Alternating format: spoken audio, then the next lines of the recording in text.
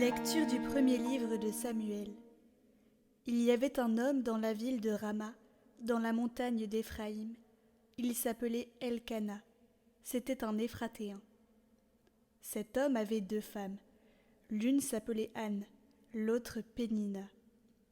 Pénina avait des enfants, mais Anne n'en avait pas.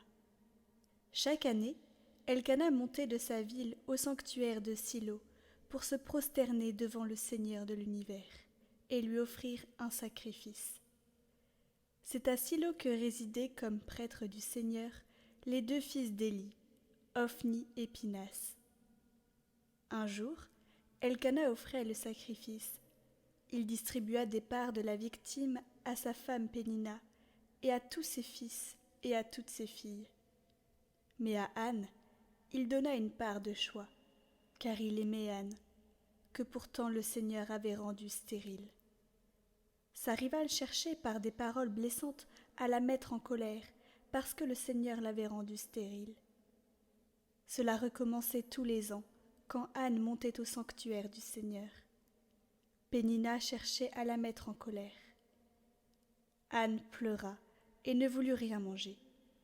Son mari Elkana lui dit : « Anne, pourquoi pleures-tu ? Pourquoi ne manges-tu pas ? Pourquoi ton cœur est-il triste ? Et moi, est-ce que je ne compte pas à tes yeux plus que 10 fils ? »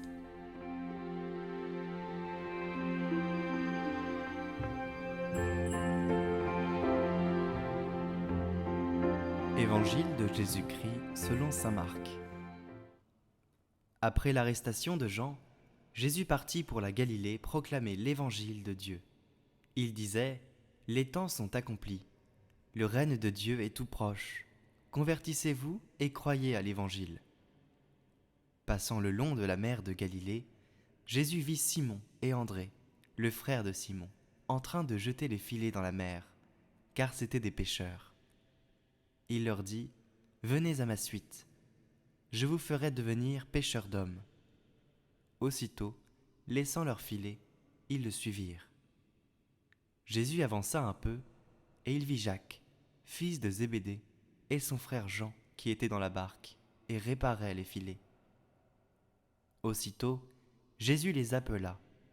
Alors, laissant dans la barque leur père Zébédée, avec ses ouvriers, ils partirent à sa suite.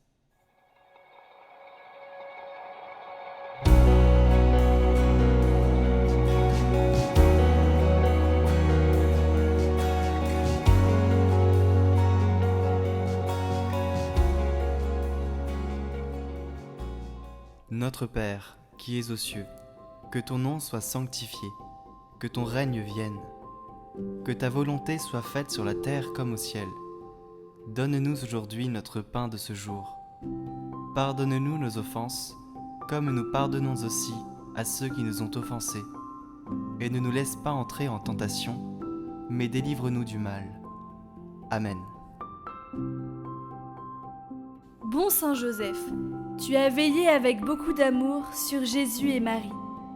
Avec eux, tu as souffert de ne pas être accueilli ni logé à un moment où vous aviez besoin d'aide.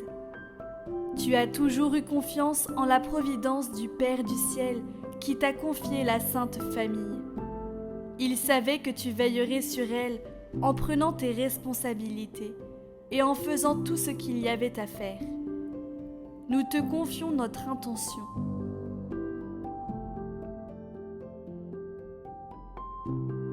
Et les intentions de tous ceux qui prient avec cette neuvaine. Et nous te demandons d'intercéder pour nous auprès de Dieu. Nous rendons grâce à Dieu pour tout l'amour et la joie que nous vivons et partageons en famille et avec nos amis. Protège-nous, fais grandir en nous la foi. Garde-nous toujours aimants, accueillants et priants. Merci d'avance, bon Saint Joseph, pour ton aide.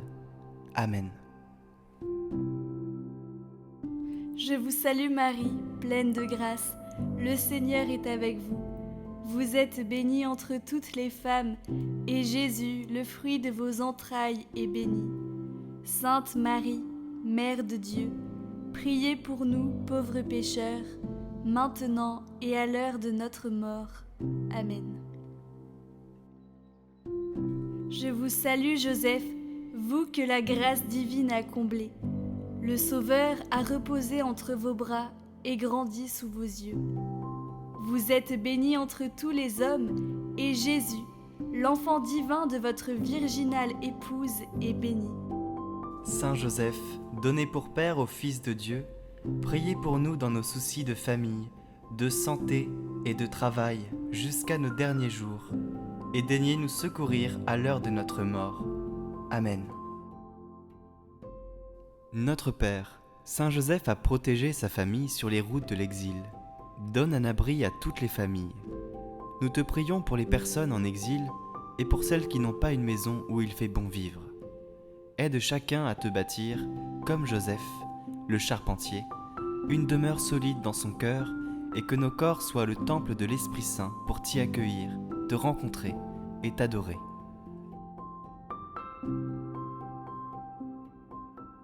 Notre Père, nous te confions particulièrement